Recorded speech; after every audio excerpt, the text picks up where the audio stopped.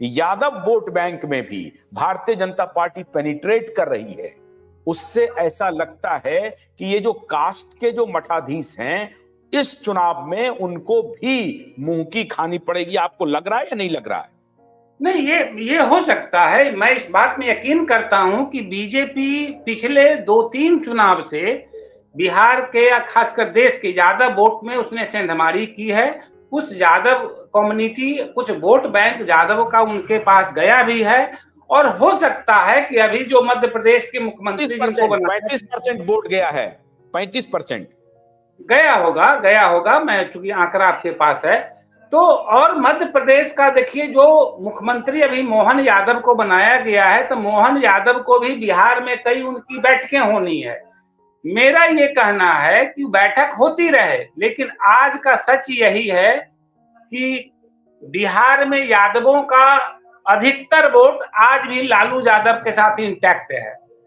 मैं ये नहीं कहता, बात यहाँ पर नीतीश कुमार की जा रही है। नीतीश कुमार की राजनीति आगे के क्या होगी, जदयू की राजनीति क्या होगी, और इंडिया अलायंस के भीतर नीतीश कुमार क्या कुछ करेंगे, मूल कहानी ये है बची हुई ना।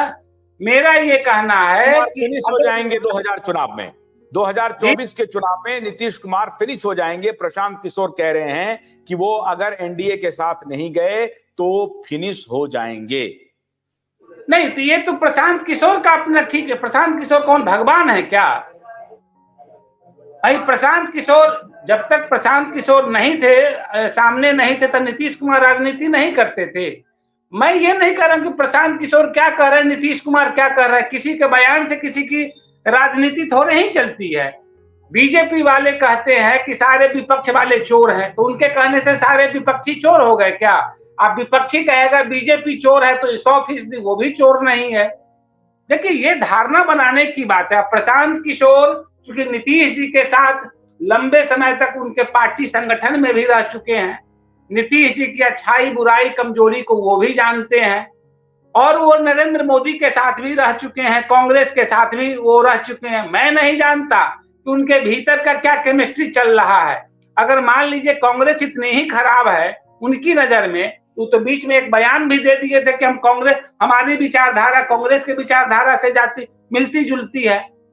कुल मिलाकर राजनीति ये देखने की बात होती है कि नीतीश का भविष्य, नीतीश का की राजनीति, नीतीश का जदयू के भीतर का खेल और इंडिया अलायंस का परफॉर्मेंस क्या होना है। अगर नीतीश रहते हैं तो या नहीं रहते हैं तो नीतीश कुमार, मेरा मानना है कि नीतीश कुमार अगर इंडिया अलायंस को छोड़ते हैं इस बार, और वो या आरजेडी और कांग्रेस के महागठबंधन को ही छोड़कर फिर से जाते हैं, तो वैसे ही फिनिश हो जाएंगे, खत्म हो जाएगी उनकी राजनीति।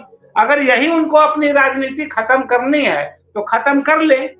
और दूसरी चीज, आपने ये कहा कि प्रशांत किशोर कह रहे हैं कि वो एनडीए के साथ चले जाएंगे तो वो बचे रह जाएंगे। कैसे बचे रह जाएंगे, किस आधार पर बचे रह जाएंगे?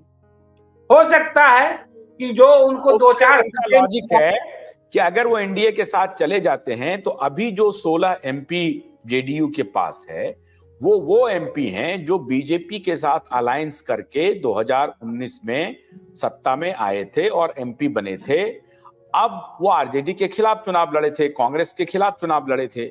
अब उनकी स्थिति, जिसके बारे में आपने जिक्र किया कि 5-7 सांसद इस उहापोह में हैं कि ये सीट जाए किसको, लेकिन मोटे तौर पर 16 के 16 सांसद के जो खिलाफ है वो आरजेडी और कांग्रेस थे। अब उनके साथ इनका गठबंधन है, उनको लगता है कि फिर किसकी दावेदारी होगी। ऐसी स्थिति में वो जनता के बीच जाएंगे क्या कह करके। तो नेता तो आपस में मिल गए हैं, लेकिन वोटर का उस तरह से कॉम्बिनेशन ऑन द ग्राउंड नहीं बन पाया है, ना कभी बनता है। ये कई चुनावों में ऐसा देखा गया है। ऐसी स्थिति में उनको लगता है कि ये 16 सांसद हमारे नहीं आने वाले हैं। ऊपर से मोदी का जो वेव चल रहा है, जो राम मंदिर का वेव चल रहा है, ऐसी स्थिति में कहीं ऐसा ना हो कि सपा बसपा के मिलने के बाद भी जो स्थिति बीजेपी के समर्थन में उत्तर प्रदेश में हुई, वही स्थिति वहां हो जाएगी कि आरजेडी जेडीयू के साथ मिलकर दोनों मिलकर लड़े तो भी बीजेपी फार फार अहेड चली जाएगी, क्योंकि अब 2019 वाली स्थिति नहीं है जहां कम से कम ईबीसी वोट इंटैक्ट था इनके साथ। 2020 में वो साफ स्पष्ट हो गया, ईबीसी वोट ने नीतीश कुमार जेडीयू की पार्टी का साथ छोड़ करके बीजेपी का दामन पकड़ लिया है, सबड़ उनके साथ है नहीं। इसलिए इनको लगता है, और इसीलिए अमित शाह ये हिम्मत कर रहे हैं कि नीतीश कुमार के लिए दरवाजे बंद हैं। ये मैं कह रहा हूं। सूर्यकांत जी कुछ बोलना चाहते हैं, बोलिए। देखिए, इलेक्शन जो होता है ना साहब, वो एक स्पेस की लड़ाई है। हर एक जन अपनी स्पेस बढ़ाना चाहता है। वो नीतीश कुमार बढ़ाना चाहते हैं, वो लालू जी बढ़ाना चाहते हैं, कांग्रेस बढ़ाना चाहती है, भाजपा बढ़ाना चाहती है। जिसकी स्पेस ज्यादा होगी वो चुन के आएगा। अब मुझे बताइए कि समझो बिहार का अगर हमने उदाहरण ले लिया, जिसके ऊपर हम चर्चा कर रहे हैं, तो बिहार के राजनीति में अपना वजो जमे, अपना चीफ मिनिस्टर हो, अपना स्पेस बढ़े, इसके लिए अड़चन किसकी है? लालू प्रसाद यादव जी को आप देख लेंगे तो उनको चीफ मिनिस्टर बनने के लिए अड़चन पैदा कर रहे हैं वो नीतीश कुमार है, क्योंकि उन्होंने उनकी स्पेस खा गए। भाजपा के लिए अड़चन क्या है? भाजपा का चीफ मिनिस्टर क्यों नहीं बन पा रहा है? क्योंकि उनकी वोटर की स्पेस क्यों नहीं बढ़ पा रही है, तो वो उसकी अड़चन भी नीतीश कुमार ही है। ये दोनों तय कर रहे हैं। पूरे बिहार के राजनीति में जिसने अड़चन पैदा की है वो नीतीश कुमार है। ये नीतीश कुमार का, ये देखिए, ये जो बताया ना अखिलेश सिंह ने कि ये जो, या प्रशांत किशोर जी भी बता रहे कि इधर जाएंगे या उधर जाएंगे, नुकसान नीतीश कुमार का ही होने वाले, और ये तय है। ये 2024 में नीतीश कुमार किधर भी गए या अकेले खुद भी, यानी वो दोनों के तरफ न जाके अकेले लड़े ना, फिर भी उनका नुकसान है। ये उनका आखिरी बैटल चल रहा है 2024 में। जैसा इधर शरद पवार का आखिरी बैटल है, वैसा बिहार में नीतीश कुमार का है। दो बड़े राजनेता राष्ट्रीय स्तर के, जिनका अंत होने वाला है, राजनीतिक अंत, वो 2024 का इलेक्शन तय करेगा। ये स्पेस की लड़ाई है। आज की स्थिति में अगर अमित शाह ऐसे बोल रहे हैं कि नीतीश कुमार के दरवाजे पूरे बंद है, इसका मतलब है कि उनको जो स्पेस चाहिए थी 22 एनडीए के सांसद चुन के लाने के लिए, वो उन्होंने उनकी स्पेस तैयार कर ली है। उनका प्लानिंग ऐसा है कि वो जो 22 सीट चुनाव जीतने के लिए जो उनको स्पेस चाहिए थी, उतनी उन्होंने तैयार कर ली है। इसका सीधा सीधा ऐसा मतलब। सूर्यकांत जी, मैं आपको एक और काउंटर सवाल कह रहा हूं। बहुत बढ़िया विश्लेषण आपने किया कि दोनों के स्पेस में जो है सेंधमारी नीतीश कुमार की है। इसीलिए जो दो दुश्मन हैं वो दोस्त हो गए हैं, आरजेडी और बीजेपी। आरजेडी और बीजेपी दोनों ये सोच रहे हैं कि भाई हम और तुम बारी बारी से लड़ लेंगे आमने सामने। ये जो बीच में नीतीश कुमार फैक्टर है, पहले इसको फिनिश करो। और इसीलिए मैंने कुछ दिन पहले ये मुझे जानकारी मिली थी, विश्वस्त सूत्रों से जानकारी मिली थी कि आरजेडी को भारतीय जनता पार्टी कह रही है कि आपके लिए अभी ही माकूल समय है जब आप अपने पुत्र को, मतलब लालू जी से उनका कन्वर्सेशन चल रहा है कि आप अपने पुत्र को बना लीजिए। अगर आप नहीं बना सकते हैं तो फिर आप जेल जाइए। भाई बना कैसे लेंगे? हमारे पास एमएलए नहीं है, हमको तोड़ना पड़ेगा। बीजेपी आपको समर्थन दे नहीं सकती, तो आप जिनके साथ अलायंस में हैं उनको तोड़िए। तोड़ने का चल भी रहा था कि वो मामला एक्सपोज हो गया, ललन सिंह इस पर काम कर रहे थे। अब ये तोड़फोड़ अभी भी जारी है। ये हो गया कि भाई अगर मामला खुल गया, हवा में आ गया, बाजार में आ गया, तब उस पर पर्दादारी करके फिर कैसे किया जाए। लेकिन बीजेपी ने एक टारगेट लगता है दिया हुआ है आरजेडी को कि यही मौका है, आप करिए। अगर आप नहीं तोड़ पाएंगे तो मेरे पास कोई ऑप्शन नहीं है, हमको आपको जेल भेजना पड़ेगा।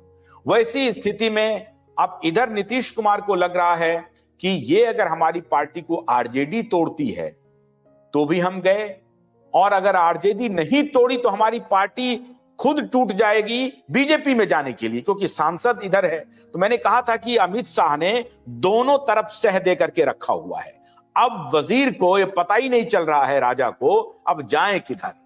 एक तरफ हाथी है, दूसरे तरफ घोड़ा है। अब ये जो स्थिति है अखिलेश जी, क्या इस जाल में नीतीश कुमार फंस गए?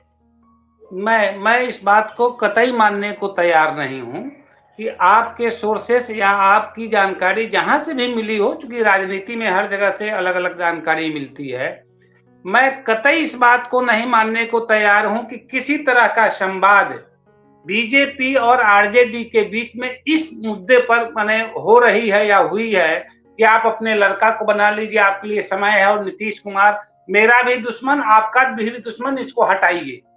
मैं इसमें यकीन नहीं करता, क्योंकि हमारे पास भी कई तरह के इनपुट आते हैं और हमारे भी कई तरह के लोगों के बात होती है, जदयू वाले से भी बात होती है, आरजेडी वाले से। लेकिन खैर, राजनीति कई पहलुओं पर चलती है, कई तरह के खबरें अलग अलग निकलती है। नीतीश जी की जो राजनीति है, ये बिल्कुल सही बात है कि आरजेडी के को भी खतरा में नीतीश जी ने ही डाला है, जैसा कि सूर्यकांत जी कह रहे हैं, और हम भी इस बात को मानते हैं। और बीजेपी को भी डैमेज इसने किया। लेकिन सबसे बड़ी चीज है कि बीजेपी इतनी कोई बच्ची पार्टी तो है नहीं कि नीतीश जी कमजोर है और बीजेपी चुपचाप अपना मुंह ताक रहे हैं। वो जेडीयू को तोड़कर अपने में क्यों नहीं मिला लेती है बीजेपी? सबसे पहले उसको डैमेज करे। तो कुल मिलाकर कहानी देश के भीतर, खासकर बिहार की पॉलिटिक्स में जो भी होगा, वो लोकसभा चुनाव के बाद जो भी राजनीति बने, जो भी नीति बने, जो भी वहां पर फैक्टर काम देखने को आए, वो अलग चीज है। एक बात बिल्कुल सही बात है कि यह 2024 का लोकसभा चुनाव जो है, वो लगता है कि नीतीश जी के लिए भी अंतिम चुनाव है। उनका कैरियर क्या होगा मैं नहीं जानता, अंतिम चुनाव है। और शरद पवार और या उनके जैसे और सारे जो बहुत सारे वरिष्ठ नेता हैं, उनके लिए भी समझिए कि अंतिम चुनाव होगा ही। तो ये भोलानाथ का ब्रश कटर एक बैटरी चालित मशीन है जिसका चार्जिंग समय 3.5 घंटे है। यह 6 से 8 घंटे के प्रभावशाली संचालन समय का दावा करता है, जिससे यह एक बार चार्ज करने पर 16,000 वर्ग फुट गेहूं या चावल के खेतों को कुशलतापूर्वक काट सकता है, जबकि इसका पेट्रोल समकक्ष व्यक्ति उसी कार्य के लिए 1,000 रुपए मूल्य का पेट्रोल खर्च करता है।